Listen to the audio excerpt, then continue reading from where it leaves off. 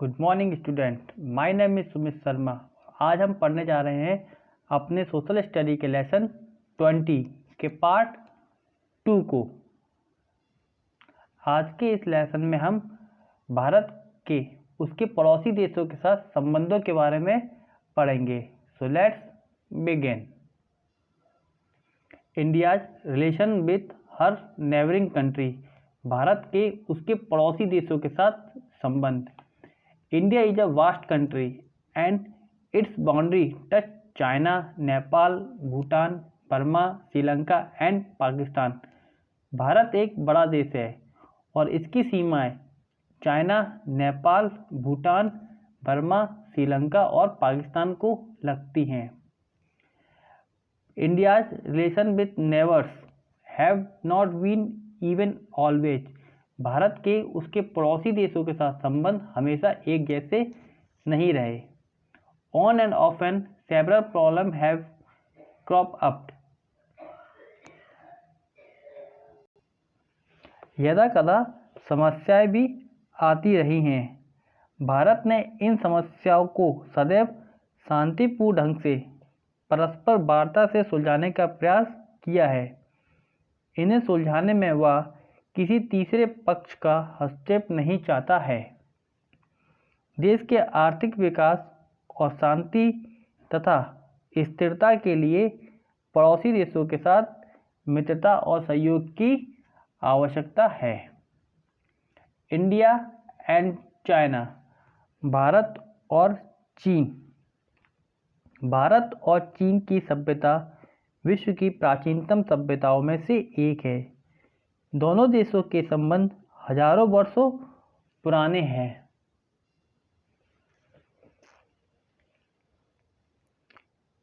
ईसा से पूर्व 3rd century में सम्राट अशोक के समय से चीन में बौद्ध धर्म का विकास हुआ।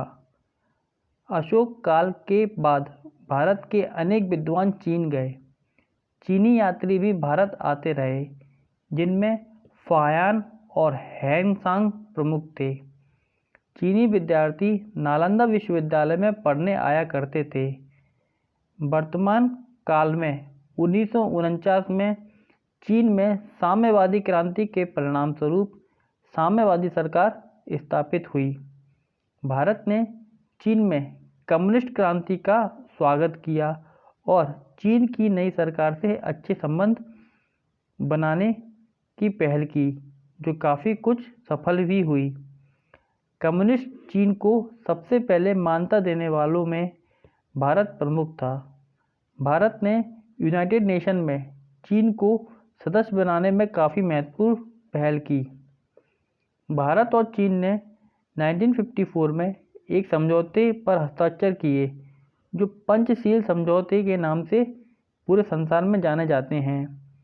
पारस्परिक संबंधों को निर्धारित करने वालों इन 5 सिद्धांतों को दोनों देशों ने स्वीकार किया तथा माना गया कि विश्व के अन्य देशों को भी पारस्परिक संबंधों में इनका पालन करना चाहिए। पर कुछ समय बाद चीन ने भारत चीन सीमा के बहुत बड़े भाग पर अपना दावा प्रस्तुत किया। 1962 में भारत पर चीन ने आक्रमण किया। भारत ने चीन के इस आक्रमण का विरोध किया और अपनी सीमाओं की रक्षा के लिए युद्ध किया। युद्ध के बाद भारत चीन संबंध तनावपूर्ण हो गए और बहुत समय तक सामान्य नहीं रहे। आफ्टर 2 डेकेड, युद्ध के लगभग 2 दशकों के बाद भारत चीन संबंधों में सुधार के प्रयत्न दोनों ओर से किए गए। दोनों देशों के बीच जो राजनयिक संबंध टूट गए थे, 1976 में उन्हें दोबारा स्थापित किया गया।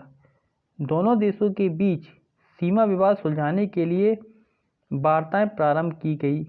वर्तमान में दोनों देशों के बीच अनेक आर्थिक, व्यापारिक और पॉलिटिकल समझौते हुए हैं, पर सीमा विवाद अभी भी भारत चीन संबंधों में अनसुलझा है। उसे सुलझाने के शांतिपूर्ण प्रयत्न किए जा रहे हैं।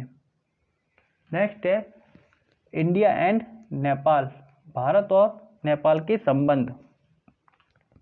नेपाल भारत के उत्तर में स्थित है। अभी तक यह एकमात्र हिंदू देश था, पर अक्टूबर 2006 में नेपाल में राजा के विरोध में हुए सत्ता संघर्ष के बाद यह हिंदू राष्ट्र नहीं रहा। भारत और नेपाल की सीमाएं उत्तर प्रदेश, उत्तराखंड तथा हिमालय के दक्षिणी ढाल पर मिलती हैं। नेपाल के साथ भारत के संबंध परंपरागत हैं। यह प्रसिद्ध है कि नेपाल माता सीता तथा गौतम बुद्ध की जन्मस्थली है। पशुपतिनाथ का मंदिर, शिव मंदिर नेपाल में स्थित है, जो भारतीयों का प्रमुख धार्मिक केंद्र है। भारत और नेपाल के राजनीतिक और आर्थिक संबंध भी मजबूत हैं। भारत ने विकास योजनाओं के लिए नेपाल को 8 करोड़ का अनुदान दिया। नेपाल ने 1974 में इंडस्ट्रियल व टेक्नोलॉजिकल सहयोग बनाने के लिए समझौता किया। इस प्रकार भारत ने नेपाल के सामाजिक और इकोनॉमिकल डेवलपमेंट में काफ़ी सहयोग दिया है। भारत ने नेपाल में 204 किलोमीटर लंबे ईस्ट वेस्ट राजमार्ग को, जो महेंद्र मार्ग कहलाता है, के निर्माण में 50 करोड़ रुपए नेपाल को दिए। वीर अस्पताल का बाह्य रोगी विभाग भी भारत के सहयोग से बना। 1950 में भारत ने नेपाल के साथ व्यापारिक संधि की। भारत ने नेपाल को समुद्र मार्ग की सुविधा दी। भारतीय सुरक्षा की दृष्टि से नेपाल की विशेष स्थिति है। नेपाल चीन और भारत के बीच स्थित है। 1950 में भारत नेपाल के बीच हुई संधि के अनुसार भारत नेपाल को अपनी सुरक्षा के लिए शस्त्र आयातित करने की सुविधा देगा। दोनों देशों के नागरिक स्वतंत्र रूप से एक दूसरे के देश में आ जा सकते हैं। नेपाल में सामंतशाही व्यवस्था समाप्त करने में भारत की महत्वपूर्ण भूमिका थी।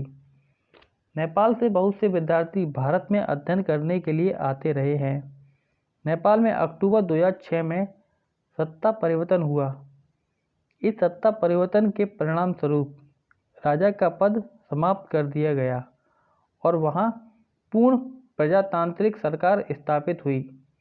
सत्ता परिवर्तन के बाद भी भारत नेपाल संबंधों में कोई बदलाव नहीं आया है। इंडिया एंड भूटान, भारत और भूटान। भूटान भारत के उत्तर पूर्व में स्थित छोटा सा देश है। भूटान के नॉर्थ साइड में तिब्बत, वेस्ट ईस्ट में तथा दक्षिण में भारत है।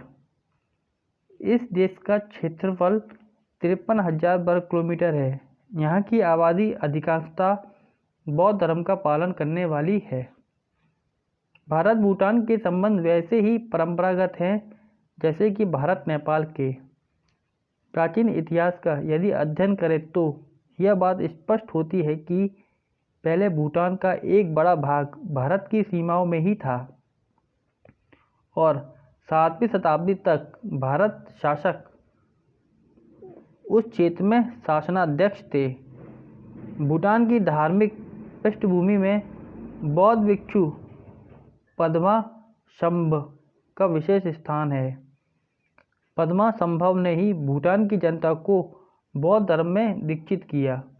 भूटान के लोग इन्हें आज भी अपना गुरु मानते हैं। भारत और भूटान के व्यापारिक और आर्थिक संबंध काफ़ी पुराने हैं। भूटान से रेशमी कपड़ा और सुपारी खरीदी जाती है। 1910 में सिंचुला संधि हुई। इसी संधि के आधार पर भारत भूटान बने। 1949 में भारत भूटान संधि दोबारा हुई, जिसमें यह स्वीकार किया गया कि भूटान की रक्षा का दायित्व भारत का है। भूटान के आर्थिक विकास में भारत पूरी तरह सहयोग कर रहा है। सितंबर 1961 में जलटंका नदी के संबंध में भारत और भूटान समझौता हुआ। आज इस नदी पर बिजली का उत्पादन हो रहा है। भूटान की राजधानी थिम्पू भारत के सहयोग से आधुनिक नगर बनी है। भारत ने वहाँ की सड़कों का आधुनिकीकरण किया, मॉडर्नाइजेशन किया। भूटान में भारत ने पेंडेना सीमेंट संयंत्र के लिए 13 करोड़ की आर्थिक सहायता दी। भारत और पाकिस्तान, इंडिया एंड पाकिस्तान। पाकिस्तान का निर्माण भारत विभाजन के परिणामस्वरूप 14 और 15 अगस्त 1947 की रात में हुआ। दोनों देश ऐतिहासिक, भौगोलिक, सांस्कृतिक और आर्थिक दृष्टि से सभी बातों में समान हैं, परंतु विभाजन के परिणामस्वरूप दोनों देशों के बीच प्रारंभिक समय में तो संपत्ति, सीमा, नदी का वितरण आदि समस्याओं को लेकर विवाद चलते रहे हैं, किंतु शीघ्र ही दोनों देशों के बीच राजनीतिक विवाद प्रारंभ हो गए। कश्मीर को लेकर दोनों देशों के बीच विवाद पाकिस्तान की स्थापना के कुछ ही दिनों के बाद प्रारंभ हो गया। इस विवाद के चलते पाकिस्तान ने 4 बार भारत पर सैनिक आक्रमण भी किया। पहली बार अक्टूबर 1947 में सीमावर्ती कबाइलियों को भड़काकर तथा उन्हें सैनिक सहायता उपलब्ध कराकर कश्मीर पर आक्रमण किया। दूसरी बार सितंबर 1995 में कश्मीर पर पाकिस्तान ने व्यापक आक्रमण किया। तीसरी बार 1971 में बांग्लादेश युद्ध के समय कश्मीर पर आक्रमण किया। चौथी बार 1999 में पुनः पाकिस्तान ने कश्मीर पर अटैक किया, जो कारगिल युद्ध के नाम से मशहूर है।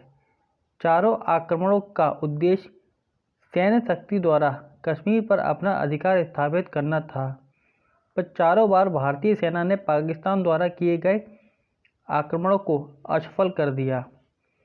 पाकिस्तान के प्रति भारत की नीति प्रारंभ से ही शांतिपूर्ण वार्ताओं और समझौतों द्वारा पारस्परिक समस्याओं के सुलझाने की रही है। इस दृष्टि से भारत ने राजनीतिक, आर्थिक और सांस्कृतिक आदान प्रदान के क्षेत्रों का विस्तार करके कुछ महत्वपूर्ण कदम उठाए हैं। दोनों देशों ने समझौते द्वारा इस दिशा में पहल भी की है।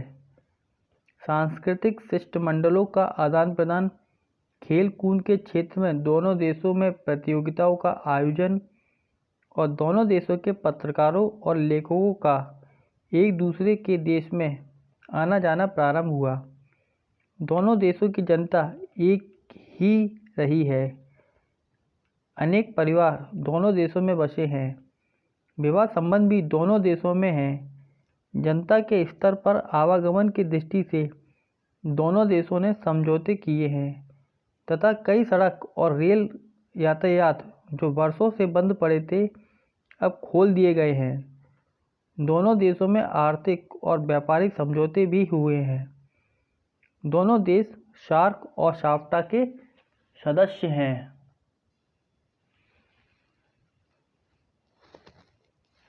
भारत और पाकिस्तान के रिश्ते दोस्ती और तनाव के रहे हैं। पाकिस्तान के कई कार्यों को भारत पसंद नहीं करता। पाकिस्तान आतंकवादियों को ट्रेनिंग देता है, उन्हें सहायता और आर्म्स उपलब्ध कराता रहा है। भारत के कई टेररिस्ट पाकिस्तान में शरण लिए हुए हैं, जिनकी सूची भी भारत ने पाकिस्तान को उपलब्ध कराई है, तथापि पाकिस्तान इन्हें भारत को सौंप नहीं रहा है। पाकिस्तान अंतर्राष्ट्रीय सम्मेलनों और यूनाइटेड नेशन के मंच पर सदैव भारत की आलोचना करता रहा है तथा कश्मीर का मुद्दा उठाता रहा है। भारत भी पाकिस्तान द्वारा इन प्रयत्नों का विरोध करता रहा है। दोनों देश एटॉमिक पावर हैं। दोनों देशों का सम्मिलित रूप से विश्व शांति के कार्य करना आवश्यक है। भारत ने इस दिशा में पहल की है। स्टूडेंट, आज का हमारा लेक्चर यहीं पे समाप्त होता है। भारत और बांग्लादेश, भारत और श्रीलंका, भारत और म्यांमार के संबंधों को हम अगले लेक्चर में देखेंगे। So God bless you. Thank you.